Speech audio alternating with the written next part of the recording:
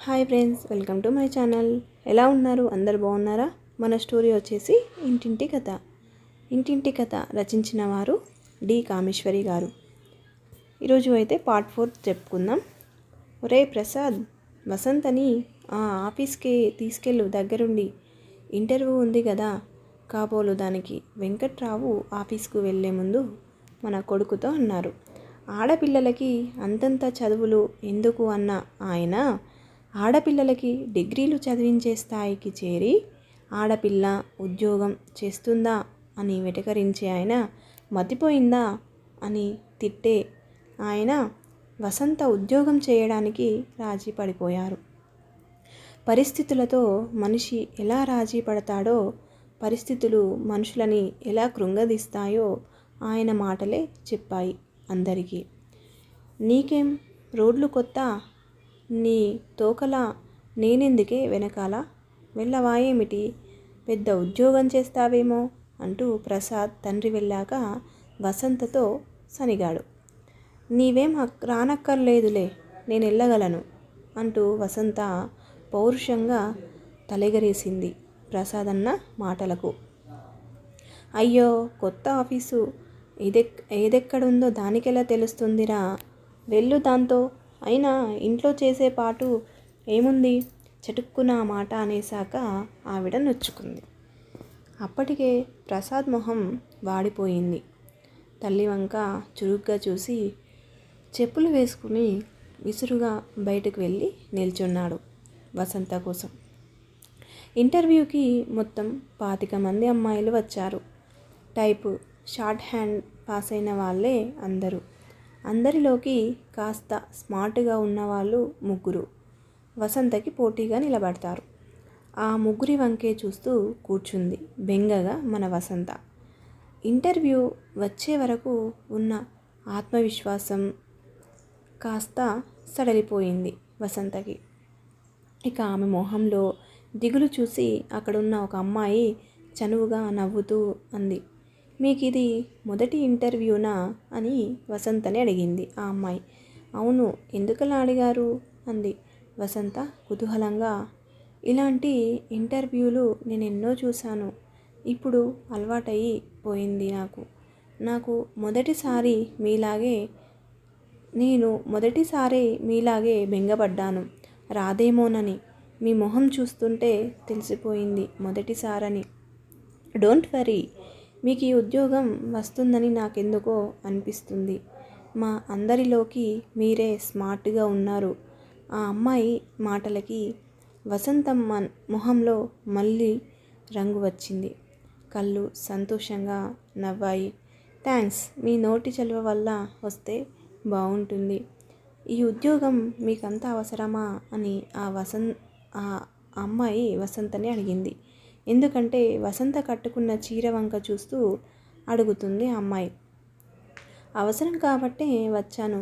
ఒక చీర కొనుక్కుందామన్నా, ఒక సినిమాకి వెళ్ళాలన్నా, 4 రూపాయల గాజులు కొనాలన్నా ప్రతి దానికి అమ్మని నాన్నని వేధించి 10 సార్లు అడిగి లేదనిపించుకుని అన్నిటికీ అమ్మా నాన్న మీద ఆధారపడకుండా నా ఖర్చులకైనా సంపాదన ఉండాలని ఉద్యోగం చేయాలనుకుంటున్నాను అని వసంత ఆ అమ్మాయితో చెప్తుంది.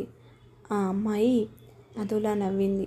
మీరు చీరలకి సినిమాలకి అంటున్నారు, ఇందులో కనీసం 10-15 మంది ఒక పూటకి తిండి దొరుకుతుందని ఉద్యోగం చేయాలనుకునేవారుంటారు తెలుసా అని అమ్మాయి వసంతని అడుగుతుంది. కానీ నిజంగా ఉద్యోగం అవసరం ఉండే వాళ్ళకి దొరకవు ఉద్యోగాలు. ఇంట్లో తిని కూర్చోలేక కాలక్షేపం అంటూ వచ్చే అమ్మాయిలకి, లేదా పెద్ద రికమెండేషన్లు తీసుకొచ్చిన వారికి, ఇంకా మాట్లాడితే భర్తలు సంపాదన 1000 రూపాయలు దాటిన వాళ్ళకే వస్తాయి. నాలాంటి బీదవారికి, రెక్కలే ఆధారంగా ఒక కుటుంబం ఆధారపడి ఉండేవారికి దొరకవు ఉద్యోగాలు. అయినా ఉద్యోగాలు ఇచ్చేటప్పుడు టిప్ టాప్గా స్మార్ట్గా ముస్తాబైన వాళ్ళనే కోరుకుంటారు. ఆ మాత్రం ఆడంబరంగా తయారవ్వగలిగిన వాళ్ళకి ఈ ఉద్యోగం ఎందుకన్నది ఎవరు ఆలోచించరు. విరక్తిగా చూస్తూ అంది ఆ అమ్మాయి. వసంత గతుక్కుమంది. నిజమే, చుట్టూ ఉన్న 25 మంది అమ్మాయిలలో మూడొంతుల మంది నీరసంగా ఇసురుమో అంటూ ఇంటర్వ్యూకి వచ్చిన అది సామాన్యమైన చవకవాయల్ చీరలతో వారి స్థితిగతులు మొహం మీదే తెలిసేటట్టున్నారు. వారి కళ్ళలో ప్రతిఫలించే నిరాశ నిస్పృహలు చూస్తుంటే ఈ ఉద్యోగం రాదని ముందే తెలిసినట్టున్నారు. వారు నిల్చున్న తీరులో వారు మోస్తున్న బతుకు భారం స్పష్టంగా కనిపిస్తుంది. ఆ అమ్మాయిలతో పోల్చుకుంటే నిజంగా తను వారికంటే ఎంతో మెరుగు అనిపించింది ఆ క్షణంలో వసంతకి. 2 పూటల తిండికి బట్టకి లోటు లేని తనే ఉద్యోగం కోసం ఇంత ఆరాట పడుతుంటే పాపం వారి మీద ఆధారపడిన కుటుంబాలున్న వాళ్ళకెలా ఉంటుందో. ఆ క్షణాన తను ఏదో కొత్త కళ్ళిప్పి చుట్టూ ప్రపంచాన్ని కొత్తగా చూస్తున్నట్లనిపించింది మన వసంతకి. తనతో మాట్లాడిన అమ్మాయి చాలా బీదగా దైన్యంగా కనిపిస్తుంది. నల్లగా పొట్టిగా పీలగా తెల్లటి నేత చీరలో వచ్చిన ఆమెకి దగ్గర 25 ఉంటాయి.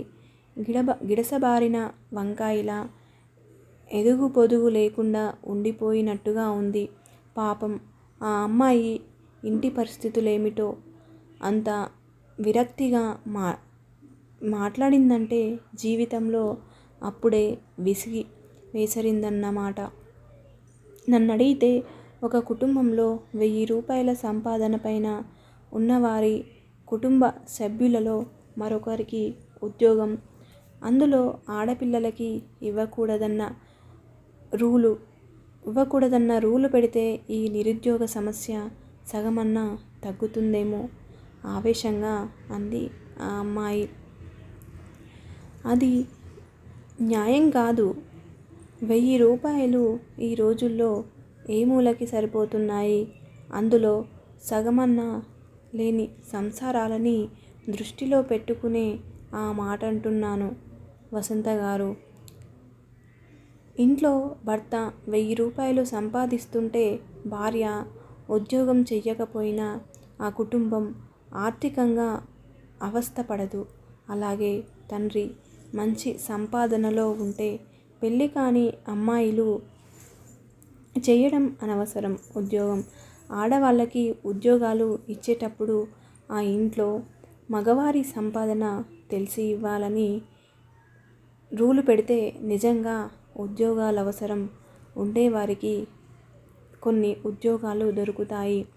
ఏ కాలేజీలో చూడండి, ఏ పెద్ద ఆఫీసుల్లో చూడండి, పనిచేసే ఆడవాళ్ళలో సగం మంది భర్తలు తండ్రులు పెద్ద హోదాల్లో ఉండేవారే. మాలాంటి అనామకులకి నిజంగా ఉద్యోగం లేకపోతే దినం వెళ్ళని వాళ్ళని పట్టించుకునే వారెవరు? భర్తలు సంపాదిస్తుండగా చీరలకి నగలకి ఉద్యోగం చేస్తూ ఇంకొకరి పొట్ట కొట్టడం అన్యాయం కాదంటారా అని ఆ అమ్మాయి అంటుంది. ఆ అమ్మాయి చాలా ఆవేశంగా ఇలాంటి మాటలంది. అలా అయితే స్త్రీ ఆర్థికంగా ఎన్ని యుగాలైనా మగవాడి మీదే ఆధారపడి బతకాల్సి ఉంటుంది. ఇంకా మనం ఏం ప్రగతి సాధించగలం? విదేశాలలో స్త్రీ పురుషులు ఇద్దరు ఆర్థికంగా ఒకరి మీద ఒకరు ఆధారపడరు గనకనే అక్కడ పురోభివృద్ధి కనిపిస్తుంది. అక్కడి స్త్రీలలో ఆత్మవిశ్వాసం, పురుషుల అధికారానికి తల ఒగ్గి బతికే బానిస వైఖరి కనబడదు. ఆడవాళ్ళు ఉద్యోగాలు చెయ్యకూడదంటే ఎన్నాళ్ళైనా మన బతికిలాగే ఉండవు. ఏం చేస్తావన్నట్టు వసంత ధీమాగా చూసింది. వాళ్ళిద్దరి మాటలు విని 4-5 అమ్మాయిలు చుట్టూ మూగారు. వసంత మరియు ఆ అమ్మాయి చుట్టూ.